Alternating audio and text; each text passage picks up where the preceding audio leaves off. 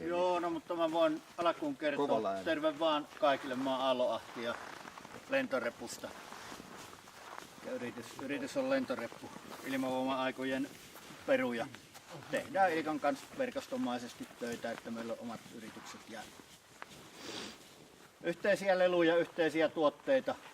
Toinen toistamme auttaa ja tuuraten värkätään ja sitten meillä on vielä Erätaipaleesta ja Koson Minna kolmantena, jonka kanssa niin tiivein yhteistoiminta on ja se on osoittautunut erinomaiseksi.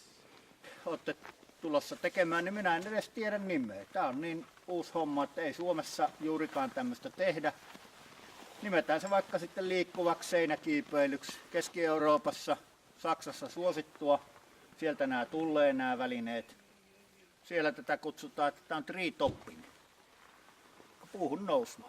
Ja sehän on erinomainen nimi tälle hommalle. Kevyesti liikuteltava tuote. Voidaan viedä käytännössä mihinkä vaan, missä on mänty, haapa, koivukin jollakin tavalla toimii. Sen tuohi pikkusen luistaa, mutta mänty on erinomainen.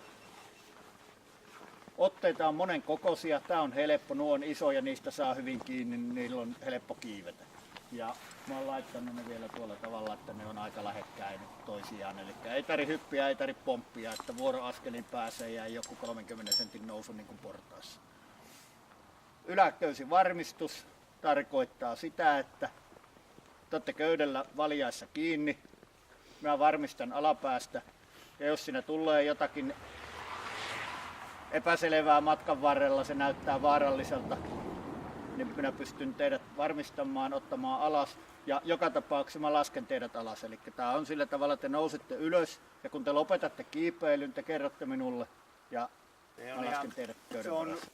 Siellä on osa kivistä, mä laitoin tahalla ne niin päin, että ne on vähän muljuja, niin silloin voi olla se muovi siinä parempi.